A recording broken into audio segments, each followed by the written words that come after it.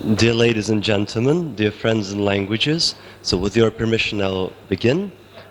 Can you all hear me well, even in the back? Is it fine? Not so much? Not so well? Should I speak louder? Yeah, I'll speak louder. Is this better? More or less? Can you really hear me? I think so. Well, what I would like to share with you today are the practical deductions, practical conclusions from the more theoretical data, from research data, which I spoke about yesterday, in yesterday's more, so to say, theoretical presentation. So that was about the nature of language learning, psycholinguistic data on this process, and today a more applied approach, a more applied presentation on what we can deduce from our knowledge of how language learning takes place, how this process develops and unfolds, what practical principles can we deduce from this data. I've formulated it some time ago from analyzing Polyglot's experience, from analyzing various existing textbooks of foreign languages, language learning materials, and also from linguistics data. Perhaps you could add something to this at the end of this presentation. I would be interested in actually learning something from you, seeing how this correlates with your language learning experience. Maybe you would suggest some more principles, or you would provide feedback on the functioning of some of these principles. But first, to begin with, I would like to define the terms. So what I'm going to speak about. What do I mean by accelerated language learning? The language learning which is speeded up, which takes place faster than, say, in regular language education, regular language learning situations. So by accelerated, I mean language learning which is accomplished within a period of no more than 6 months, so half a year. More or less, of course, it doesn't have to be an exact time limit, but more or less it's several months, so up to half a year. If it's more than that, by my standards, this is already regular language learning. It's not accelerated, it's just normal language learning if it takes place for, in a period of more than half a year, in a year or a couple of years, and so on. Also, another important point is that it's acquisition of a new language. So I'm not speaking about developing capacity, improving skills in the languages one already knows. So it's all about learning a new language from zero up to some sort of intermediate level. Again, there is no exact definition of this upper limit, but maybe you could consider it something between the levels A2 and B1, the border between these levels. So when more or less a functional command of a language is developed and the person is able to continue on his own, getting input for further language development from outside world, from conversations, from watching TV programs and films and reading extensively literature and so on. So once again, please remember that throughout this presentation, I refer to the acquisition of a new language from 0 point up to intermediate level. I'm not speaking about language learning on the whole, because I believe that the processes and the mechanisms that operate on higher levels of language proficiency, they are somewhat different from the initial stage. So this is about the initial stage. And the first principle I've deduced is the so-called natural principle, or you could also call it nature-compatible principle. This is exactly the continuation and the application of my final conclusion yesterday, that language learning is better facilitated and takes place in a more efficient way when it's compatible with nature. So by nature I mean the psycholinguistic functioning of the mechanisms that provide for language functions in our brain, for language acquisition and so on. So when we know how this happens, and if we follow this natural flow, then it's going to be faster than in the case when we go against it. So the natural principle. But what does it consist in particular? I could formulate 3 practical implementations of this principle or practical consequences of this principle, namely priority of comprehension.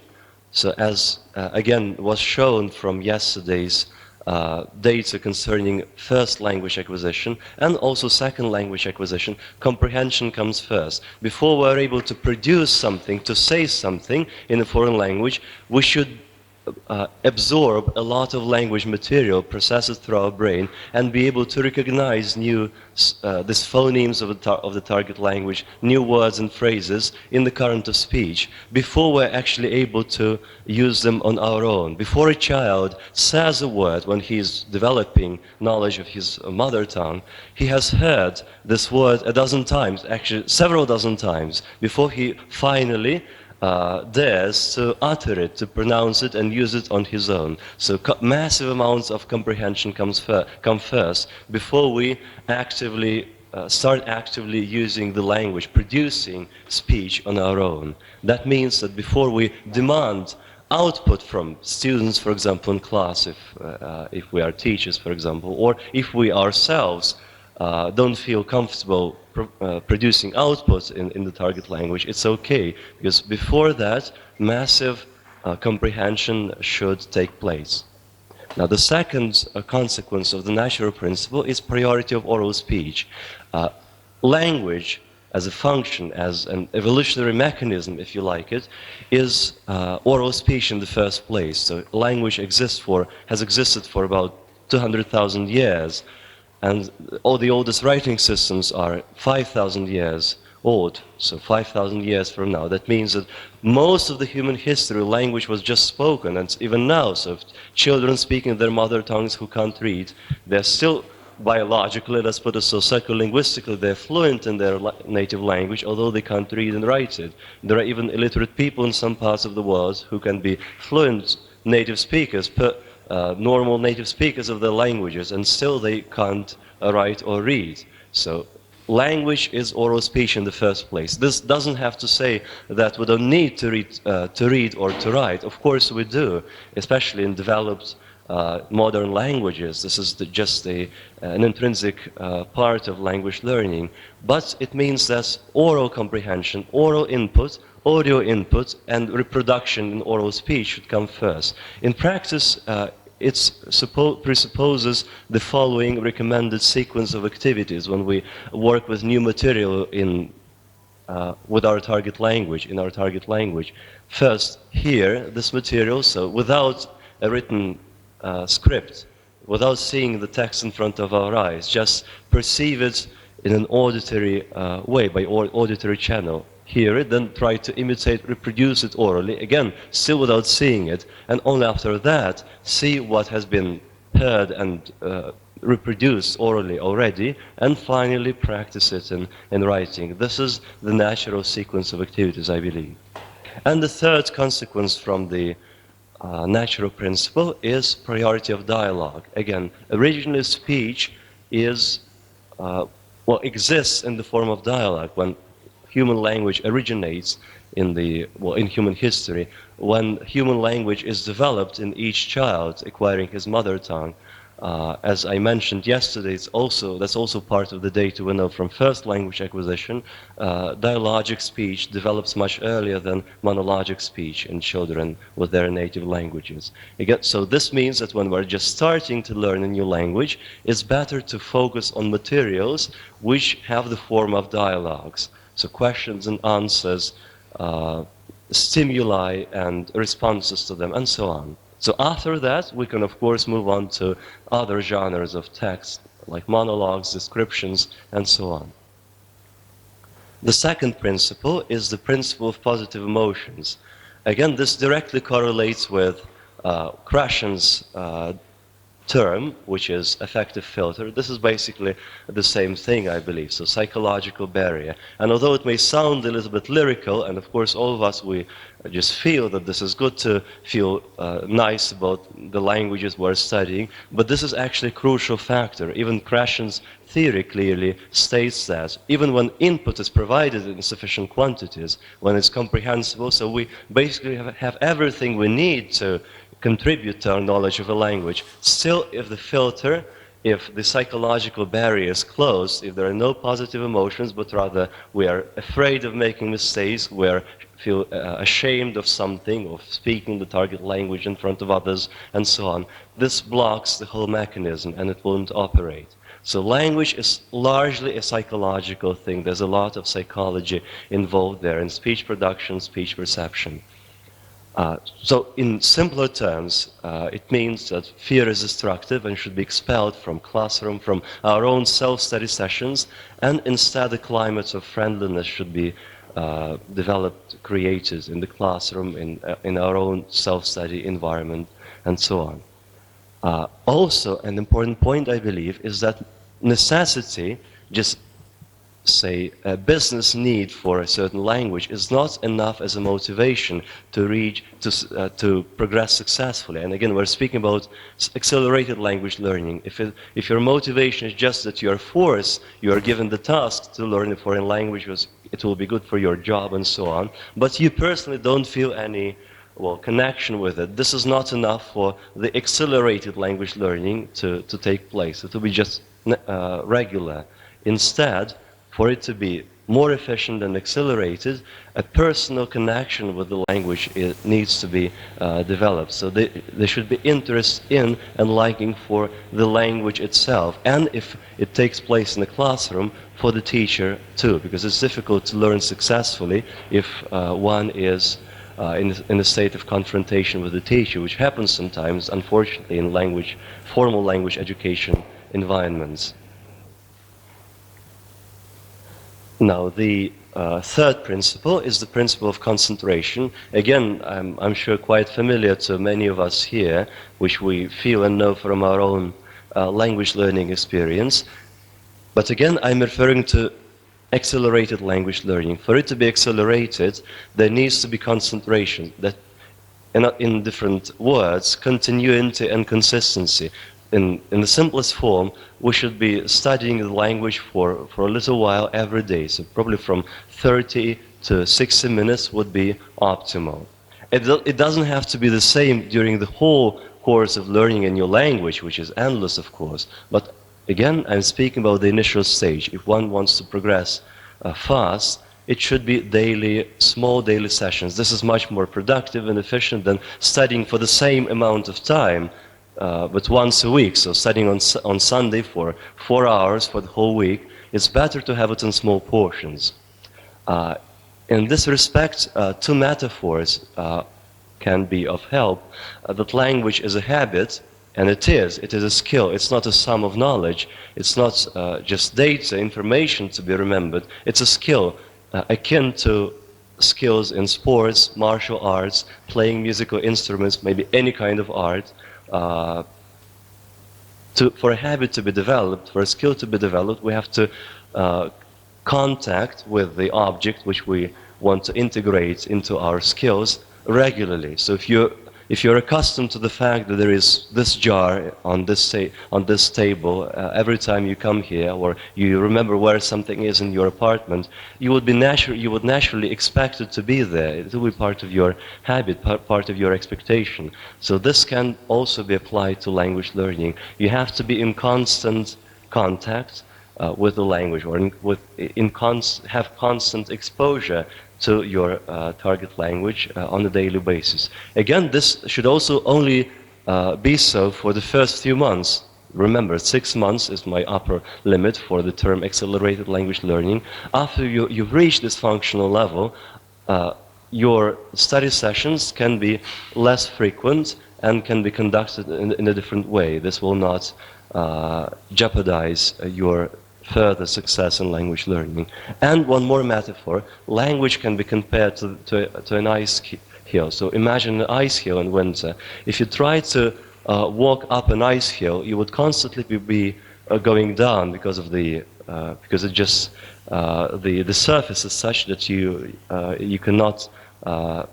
It's not firm ground for you to stand on. You will be constantly moving down. So the only way to get up to reach the top of an ice hill is to run quickly, and then you get there. So if you take your time, if you get prepared and have a quick start, you run quickly, then you will find yourself on top of the ice hill. Otherwise, you will be constantly getting down without ever getting to the top.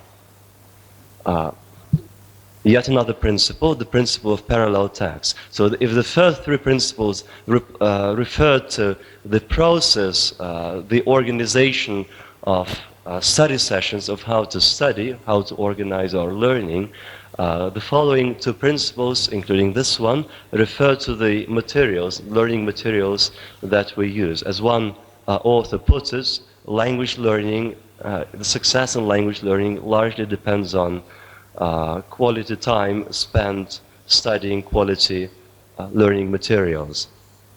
So for the language learning to be accelerated, I believe parallel texts are a very good instrument. There is, of course, discussion on this, and I'm sure all polyglots here are well familiar with it, and it started a long time ago.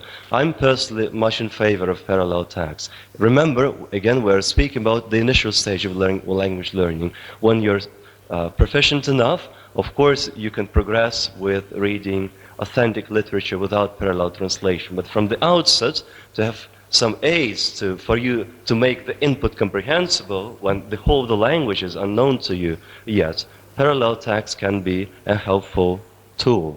So basically, just for a simple explanation, parallel text is when the translation is provided beside or underneath or in between the lines of your target language text, so that you can embrace both languages with one look. So why does it work? I guess it works because first, it just saves you time. You don't have to look up all new words in the dictionary, thus being distracted from the story and wasting your time, losing the line of the plot, looking up the new words in the dictionary. So you can just continue reading. Whenever you need to understand something, you can look to the right and you get the meaning of the phrase which is unknown to you. And also because consciously or unconsciously embracing both texts, basically the same content expressed in two forms, in two languages, on the same page spread, we consciously and unconsciously compare them and deduce some observations from this comparison. So we see that usually this kind of structure in the target language corresponds to this kind of structure in our native language, and with time these observations get accumulated, and this gives us a feeling of how more or less certain things are phrased in the target language. Well, in particular, Heinrich Schliemann, who was also a renowned polyglot in the 19th century, also famous for having excavated what he believed was Troy. He was an adept of learning languages by parallel text. So he's said to have learned 16 languages this way. And also parallel text, just taking a look into a different sphere, are usually the basis for deciphering unknown languages and forgotten scripts. So this is a simple sample of a parallel text, so with English on the left and French on the right, and maybe you can guess what work of literature it comes from. This is yet another example of a parallel text structured differently. So here the explanation and the translation, parallel translation, is given in between the lines. So it's Japanese and Russian. And there's a whole series of language learning materials, actually books with literature in the target languages, presented this way in Russia. And I find it a helpful instrument for learning new languages. And so, speaking about deciphering ancient languages, this is the famous Rosetta Stone with inscriptions in 3 writing systems: ancient Egyptian hieroglyphs, and also demotic script of the Egyptian language, and ancient Greek. So the Egyptian language was forgotten; it wasn't known for 1,500 years in the last 2 millennia. Nobody could read or understand what was written, encarved there in those sacred incarved writings, which the word hieroglyph means, until after the mission or the campaign of Napoleon in Egypt, Rosetta Stone was discovered, and by comparing the Egyptian text with ancient Greek, which was well known, they could decipher the first elements, the first glyphs, and then proceed with the whole of the language. And finally, one more principle related to language learning materials is the principle of self-sufficiency. Self-sufficiency means that the language learning materials we're using at this stage, initial stage of acquiring a new language, should contain everything we need at this stage, so that we don't need to have separately a grammar reference book, a dictionary, a textbook with text in our target language, and then explanations, and maybe additionally phonetic guide and so on. So the book, the textbook, the language learning material that we're using at this stage throughout the first few months should contain everything we need for this stage. And also this refers to the organization of the textbook, of the material presented in the pages, that in a single double page spread, there should be all you need at the same time. So the target language text, parallel translation, commentary, so giving some lexical and grammatical commentary on how phrases are structured or what kind of form is used in this kind of sentence and so on. A pronunciation guide, pictures are also very welcome, and so on. So, judging from these 5 principles that I've mentioned, in my mind, an optimal language learning textbook for this stage, for the language learning to be accelerated, to be fast in the first few months, an optimal textbook would be characterized by the following features. First, it should be a parallel text with a commentary. So, in the best case, not just a parallel text where you have the story in the target language with parallel translation into the language you understand well, but also would also contain some kind of commentary, some remarks on the kind of structures, grammatical forms, maybe lexical units used in this text, so that little by little you can accumulate observations concerning the way ideas are being phrased in this language.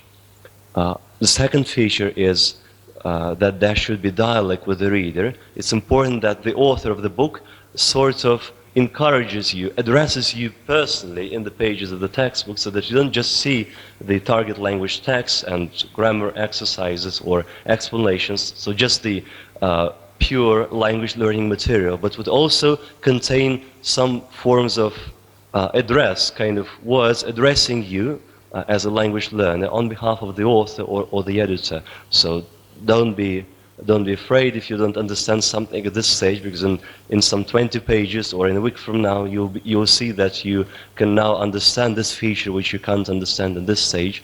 I think this is an important feature for a textbook in the initial stages of language learning, especially if it's self-study.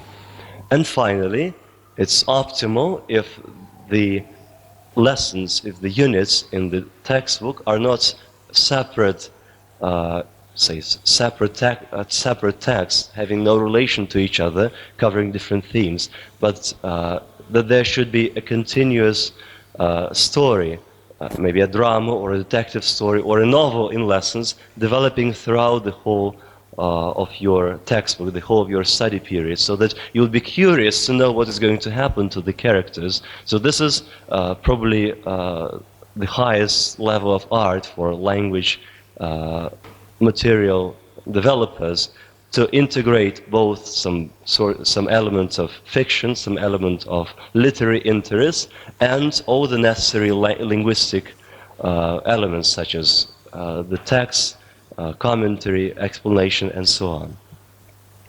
And I'm just going to give you to show you a few samples of language learning materials in which, to my mind, these principles are implemented to various degrees, not to the same degree.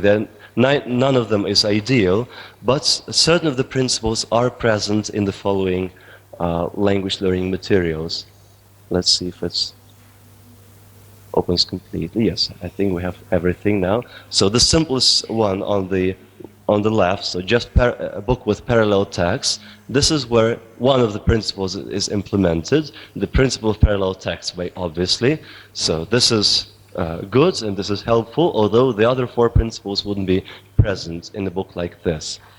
Well, there's a famous series of small language learning textbooks by Langenscheidt, a certain language in 30 days, it's called. I'm not sure what language combinations they have available here in Western Europe.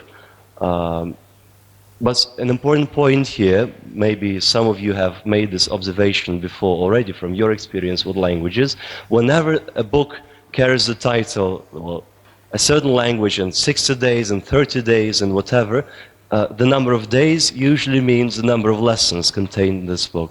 So it means that there will be 30 lessons in this textbook. So if you manage to cover one lesson a day, then you will be able to complete the whole textbook in 30 days. If it takes you longer, then you multiply the number of days by how long it takes you to complete each lesson.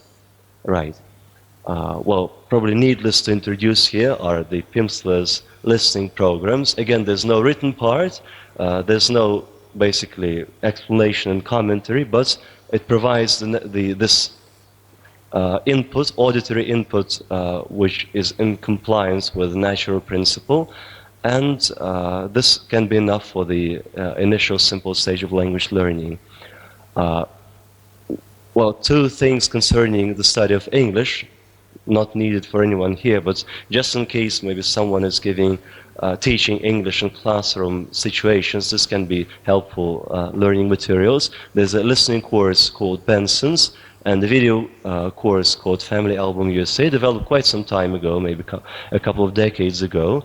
So some situations that are a little dated, but they have a continuous story, and they have some of the other features and principles I've mentioned before are indeed implemented in these courses. Although they are not designed for the zero level language learner, so they presuppose some initial familiarity with this language. So they're good for some sort of pre-intermediate, intermediate level of English. Interestingly enough, there is a Soviet time, a socialist time textbook of Polish and Russian, in which I was surprised to discover basically all the principles I've mentioned. You could, if you open it, you will see them there, because there's parallel text, there is a priority of listening before you see the text, because there's recordings provided, well, with the technology that was available in those times, some 4 decades ago probably. There is commentary, there's different kind of stories, some of them are continuous story. Every page and every lesson contains everything, and the book itself contains everything you need for your study in these first few months. So I think this is highly recommendable. If I'm not mistaken, the authors are Wasilewska and Korolak. If someone is interested in learning Polish through the medium of Russian. And also, of course, well known to everyone here, the self-study textbooks by Asimil, which we had the occasion to buy here yesterday. I'm sure that all polyglots use them to some extent. I believe these are the language learning materials in which the 5 principles I've tried to explain are implemented to the highest degree. Again, with Asimil, this is only an introductory stage of language learning, but probably comparatively, in the relative sense of this word, not in the absolute sense, but in the relative sense, they are the best language learning material available for the initial stage of language learning from 0, for it to be more or less accelerated. The quality of different textbooks varies according to author and the language, but on the whole, as a kind of language learning material, the way they are structured and the methods implemented there, I think this is commendable. So this was about the particular textbooks, language learning materials which are physically available for language learners. And now another sort of implementation of the principles I've mentioned is the way how study sessions or classes in classroom situations can be conducted. So for lack of a better term, I called it phonetic methods, but I don't claim for it to be a real method. It's just a sequence of activities, a way of conducting a study session or a class with a group. So the purpose and the point is that the first you introduce new material only in the oral form by listening, and you ask yourself if you're listening to a recording, or you ask your group of students to try to explain what they were able to understand from listening to the recording without seeing the text yet. Then you repeat the same recording but making pauses after each sentence, asking them to repeat them phrase by phrase, and again maybe now understand and explain better what they make out of each phrase of what they have heard. And only after that you provide the written text, the script of what they've heard. After they're quite trained with the oral aspects of it, you provide the written text. You can read it or read it together, read it aloud, provide all necessary comments concerning the structures and the phrases and maybe some grammar points and so on. And after this, at the end, again, you remove the written text and you play the recording once again.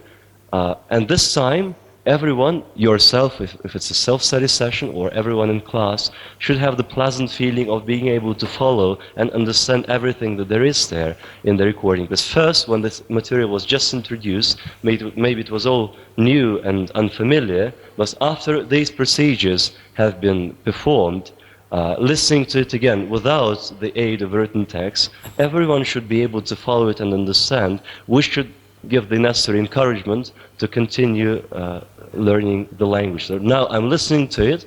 It's maybe half an hour ago or 15 minutes ago it was unfamiliar to me, and now I'm listening to the same thing and I understand this. I can really make sense of this foreign language text in the oral form or in the written form. Thank you for your attention. That's what I wanted to share with you.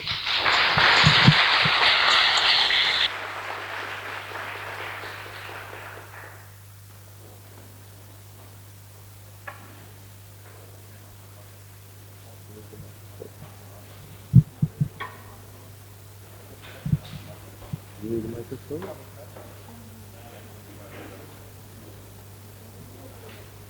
Okay, please have it. First question is, how do you maintain several languages in parallel? How to maintain several languages simultaneously? Well, this is not actually the focus of my presentation, so I don't feel confident replying to this question, but just from other information I have, with the people who do know several languages at a high level, I know many of them who don't really focus consciously on maintaining them. So I personally believe that if a language has been acquired in a natural way, so in compliance with a natural principle, in a nature-compatible way, then it can't be forgotten completely. You can lose just how to put it, not the fluency, but the spontaneity of speech in this language. So you may find it a little bit uncomfortable to just start phrasing whatever you want to say immediately after you haven't been exposed to this language for a long time.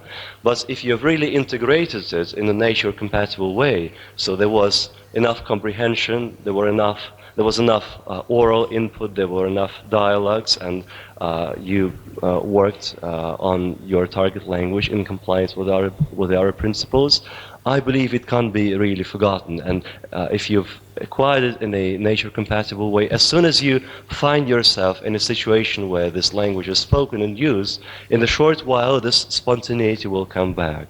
Maybe if we are speaking about a larger number of languages, a dozen of languages, a couple of dozen of languages, which no one can know to the same extent, and this is well established and known from the so-called law of seven, which I mentioned last year. It's been deduced from Polyglot's experience that on average a human being can know, so to say, completely and fluently no more than 7 languages on average, more exactly from 5 to 9. So above that, and this has to do perhaps with the limits of our operational short-term memory related to the so-called Miller's law in psychology. But if it's more than that, then the task of maintaining those languages known to a lower extent, then it can be more topical. And I wouldn't really comment on that. I don't have a well confirmed answer, so I wouldn't want to give you some unproved and unconfirmed information.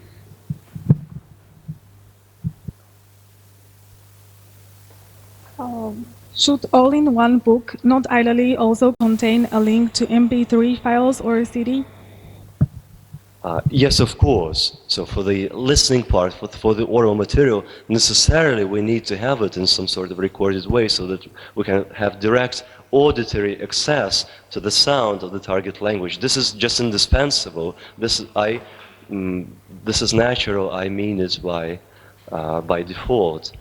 So it can contain an MP3, or maybe there is a CD accompanying your textbook, or whatever format it be. There should be, of course, the recording with the sound, with the listening, with the recording of whatever is given, presented in the textbook you're using. What if I find textbooks boring? Are they truly essential? That was. I see. So maybe those textbooks are not just good enough. Maybe it would be just helpful to look for better textbooks. Many of them are boring, unfortunately, indeed. But I believe there are also textbooks which can be well, interesting enough. Although, again, this should only be a first stage. I was speaking about learning a new language from zero, and at this stage it will be difficult to work with authentic materials from scratch, because the input will just not be comprehensible. That's the requirement for the input hypothesis. You will not be able to process this input. It won't be comprehensible to you, so you will not be able to make use of it, although it be provided in sufficient quantity. So you need some sort of aid for the initial stages, a parallel translation perhaps. If you don't like textbooks so much, so maybe you could just use graded readers or parallel textbooks starting with simpler language and then having just literature in this language on whatever topic of whatever sort you're interested in, presented in this parallel way, and this would substitute a formally organized textbook. What if there are no good textbooks for a given language, or if I can't access them? Yeah, this is an objective problem which exists. I personally believe that, for example, the problem with the so-called smaller languages, well, the languages which have few speakers, and most of the languages in the world are like this. So we all know the statistics is from 50 to 90% of the languages will probably go extinct by the end of the century. And the problem with preserving and learning those rare languages is not that they are so difficult or different by themselves, but that there are no language learning materials of necessary quality to learn. There's no assimil for, I know, the Cha-Cha language of Siberia or something like this. There's no Pimster, there are no recordings for this. There may be nothing else than just the few native speakers living somewhere in their remote village in the Selva in Amazonia, for example. Or they may be just a limited number of texts in the local newspapers. They may be even no literature in this language. This is an objective problem, and I believe as linguists, language teachers, polyglots, language educators should all work on this problem, developing more and more high quality, good quality learning materials, at least in the form of parallel text. This is the simplest thing to do, to have large text in this target language, provide parallel translation, make a recording. This would be very helpful for many people already. This would be a big improvement. But the absence of such textbooks, this is just a reality. This is an objective problem. But I think we can all contribute partly to solving it. Up to what level of language competence one should use translation? Translation, so do you mean the parallel translation I was speaking about? So maybe the author of the question could clarify that a little bit, because translation is a broad term. I'm not sure what you meant. So if you were speaking about parallel translation, up to this intermediate level, which with accelerated language learning, as I mentioned, I believe can be achieved in a few months, so within a period of about 6 months, from 3 to 6 months probably. After that, you may not need translation. You can just follow with materials for the target language for your study presented just only in the target language without parallel translation. I didn't catch the name of the textbook for a learner of English. Could you please write it on the board?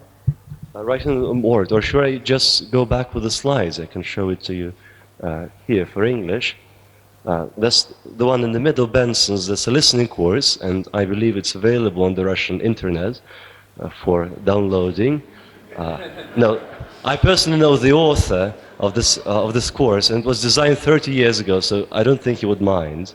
Yeah, so you can find it there. This is very helpful, but this is not for zero level. This is good for pre-intermediate, intermediate level, maybe even for higher levels. It's a very interesting story. It can be covered in a few months. So in one semester, you can do it with your students. And the second one was a video course I mentioned on the top, on the right, in the top row.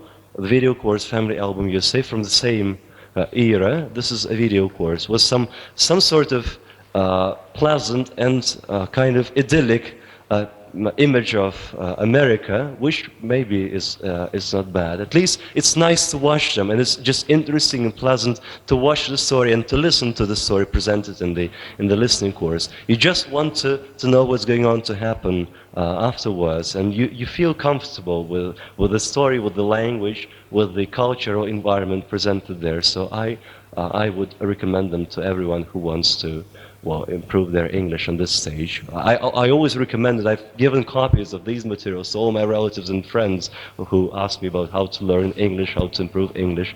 I think this is a big help. This could be an answer to such a question. What do you aim for language learning? Fluency, literacy, writing skills?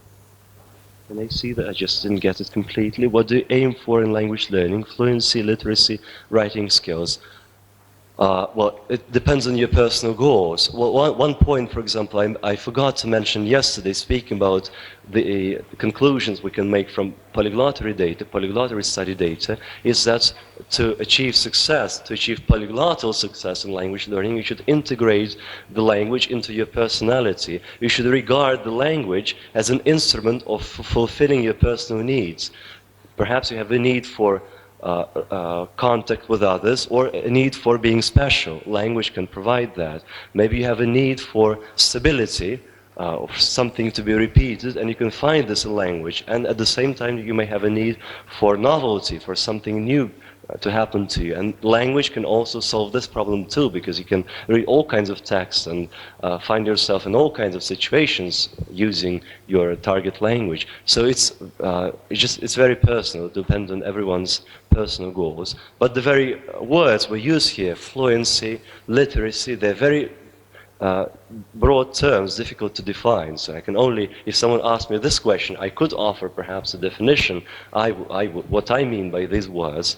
But I think it's everyone who should decide this for themselves, what they want with the language. I think if you can do what you need to do with this language, or what you want to do with this language, then you can consider that you know it to a sufficient extent. If you want to read literature in this language, as some reading polyglots do, they just want to have access to the biggest, the greatest works of literature in the language of the world. This is one thing. If you want to communicate with people in the streets and make friends and so on, that's a different thing. If you want to read research literature, write papers, make presentations in your target language, that's a third thing. And they may all require slightly different approaches, or significantly different approaches to your study. So this will depend on one's personal goals and one's just character, generally speaking, too. What is your opinion on the effectiveness of methods based on learning words lists of flashcards? Well, I shouldn't say that I doubt the effectiveness of those methods, because again, everything can work for some kind of people. But I think that word lists or flashcards, they are no substitute for fully featured language learning materials. So you cannot learn the language completely from flashcards. It can be helpful addition to a normal textbook or to a book containing enough material, enough text in the target language. But it can't substitute this. You should have a fully featured language learning material, maybe a listening course or a video course with scripts, or a textbook with parallel text, or just a lot of text in the target language which you can understand perhaps from already knowing the content and so on. So this can be a helpful thing, but it cannot provide everything. So this can only be a minor addition to some major language learning material, I believe. We don't have any more time for any more questions, so thank you very much.